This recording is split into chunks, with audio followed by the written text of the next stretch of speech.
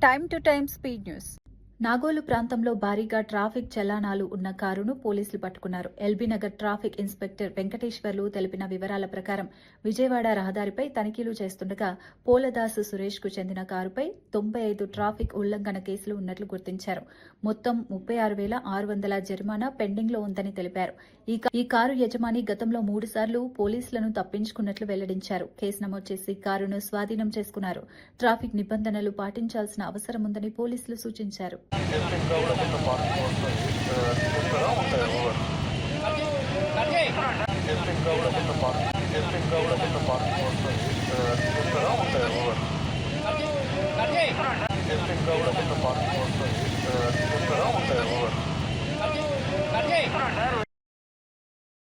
Balapur police station పరిధిలో యువకుడి హత్య సంచలనం సృష్టించింది. షాహీన్ నగర్ వాదియే సలేహిన్ ప్రాంతానికి చెందిన నజీర్ అలియాస్ నబ్బు అనే 22 యువకుడు హత్యకు గురయ్యాడు. ప్రాథమిక సమాచారం ప్రకారం అతని స్నేహితులే ఈ హత్యకు కారణమని పోలీసులు అనుమానిస్తున్నారు. ఘటనా స్థలానికి చేరుకున్న పోలీసులు మృతదేహాన్ని పోస్టుమార్టం కోసం ఉస్మానియా ఆసుపత్రికి తరలించారు. కేసు నమోదు చేసి నిందితుల కోసం ప్రత్యేక బృందాలతో గాలింపు చర్యలు చేపట్టారు. ఘటనపై దర్యాప్తు కొనసాగుతోంది. ఈ బాలాపూర్ పోలీస్ స్టేషన్ లిమిట్స్లో వాదే షాలహీన్ ఏరియాలో ఒక మర్డర్ జరిగిందని చెప్పి ఇన్ఫర్మేషన్ వస్తే మా night duty sub inspector Naveen Kumar వచ్చినాడు స్పాట్లో. వస్తే ఒక వ్యక్తి అరౌండ్ 23 years తర్వాత ఎంక్వైరీ చేసి తెలిసింది నజీర్ అని చెప్పి. అతను అన్ని రక్త గాయాలతో పడి ఉన్నాడు.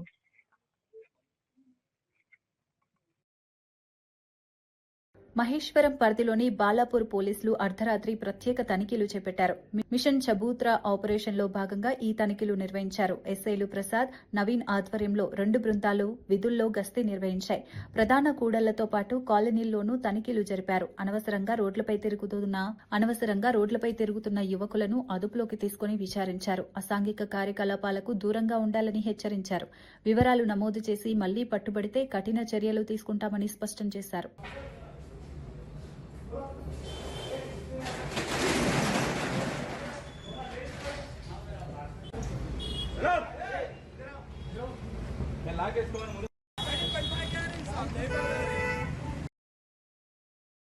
కొహెడా ఫ్రూట్ మార్కెట్ భూముల కేటాయింపుపై హరీష్ రావు తీవ్ర ఆరోపణలు చేశారు.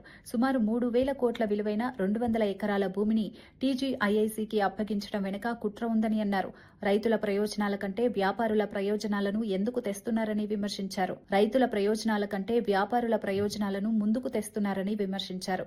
దిల్ భూములను మార్కెట్కు కేటాయించి విలువైన భూములను లాక్కోవడం అన్యాయమన్నారు. రైతుల భవిష్యత్తుపై ప్రభుత్వం స్పష్టత ఇవ్వాలని డిమాండ్ చేశారు. ఇక్కడ ఉండేటువంటి నాయకులు, కాంగ్రెస్ నాయకులు పోయి వాళ్ళతో మాటలు ముచ్చట్లయినాయట. నేను అంటున్నా, రేవంత్ రెడ్డి గారు ఈ మార్కెట్ కడితే ఇక్కడ దాదాపు రోజు 25-30 వేల మంది రైతులు వస్తారు కదా. రోజు 25,000-30 వేల మంది రైతుల భవిష్యత్తు ముఖ్యమా? నువ్వు ఈ భూమిని 4 కంపెనీలకో 4 దళారులకో అడ్డదారిన కట్టబెట్టడం ముఖ్యమా? ఏది ముఖ్యము? ఒక ముఖ్యమంత్రి దళారుల కోసమో వ్యాపారుల కోసం పనిచేస్తాడా? లక్షలాది మంది రైతుల భవిష్యత్తు కోసం ఆలోచన చేయాలన్నా ముఖ్యమంత్రి? ఇప్పుడు నువ్వేం చేసినావు? ఈ భూమి టీజీఐసీకి ఇస్తా, ఆన్నెన్నో గుట్టల పొన్న దిల్ భూములు ఉన్నాయి, ఆడ మీకు ఇస్తా అని అంటుండట. ఆ దిల్ భూముల సంగతి తెలియదా మనకు? ఆ దిల్ భూముల మీద ఆంధ్రప్రదేశ్ ప్రభుత్వం. ఏపీ రాజధాని అమరావతిపై సీఎం చంద్రబాబు కీలక వ్యాఖ్యలు చేశారు. అమరావతిని దేవతల రాజధానిగా అభివర్ణించారు. విశాఖ, అమరావతి, తిరుపతిని 3 మెగా నగరాలుగా అభివృద్ది చేస్తామని తెలిపారు. రాయలసీమను గ్రీన్ ఎనర్జీ, హార్టికల్చర్ హబ్గా మార్చాలని ప్రణాళికలు రూపొందిస్తున్నామని పేర్కొన్నారు. సాగునీటి సంఘాలు, కాలువల పూడికతీత పనులు చేపట్టాలని సూచించారు. రాష్ట్ర అభివృద్దికి సమగ్ర ప్రణాళికతో ముందుకు సాగుతున్నామని తెలిపారు. ఇంకో పక్క పూర్వోదయాలు ఇస్తా అన్నారు, అవన్నీ కూడా తీసుకొస్తామని చెప్పి కూడా నేను మీకు తెలియజేస్తున్నా. ఇది ఒకటే కాదు, నేను ఒక విషయం మీ అందరికీ చెప్పాలి. ఒక పక్క నీరు రావాలి, వ్యవసాయం బాగుపడాలి, ఇంకో పక్క యువత ఇప్పుడే అశ్వత్ రెడ్డి గారు అస్సాం ఎన్నికల్లో పాకిస్తాన్ ప్రభావం ఉండే అవకాశం ఉందని సీఎం హిమంత బిశ్వ శర్మ పేర్కొన్నారు. కాంగ్రెస్ నేతలకు పాక్తో సంబంధాలున్నాయంటూ ఆరోపించారు. ముఖ్యంగా గౌరవ్ గొగోయ్పై ప్రశ్నలు లేవనెత్తారు. పాక్ సోషల్ మీడియా మద్దతు వెనక నిజం బయటపెట్టాలని డిమాండ్ చేశారు. అయితే కాంగ్రెస్ ఈ ఆరోపణలను ఖండించింది. న్యాయస్థానాన్ని ఆశ్రయిస్తామని తెలిపింది. ఈ అంశం రాజకీయంగా ప్రాధాన్యం సంతరించింది. पाकिस्तान इन अजमान ये ग्रुप का नाम है ना, ये ग्रुप से ही पूरा सीज लिया गया है। Pakistani in Ajman, this is the name of the group. तो మాజీ మంత్రి సబితా ఇంద్రారెడ్డి భూముల వ్యవహారంపై తీవ్ర వ్యాఖ్యలు చేశారు. రాష్ట్రంలో ఎక్కడ భూమి ఉన్నా ప్రభుత్వం దానిపై దృష్టి పెడుతోందని ఆరోపించారు.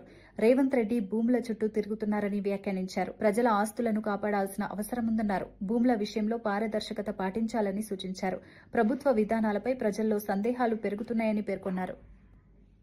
రాష్ట్రం అభివృద్ధి కోసం ప్రజల మేలు కోసం పనిచేయాలనే ఆలోచన ఈ ప్రభుత్వానికి లేదని తేట తెల్లమైంది. ఖచ్చితంగా మనము ఇది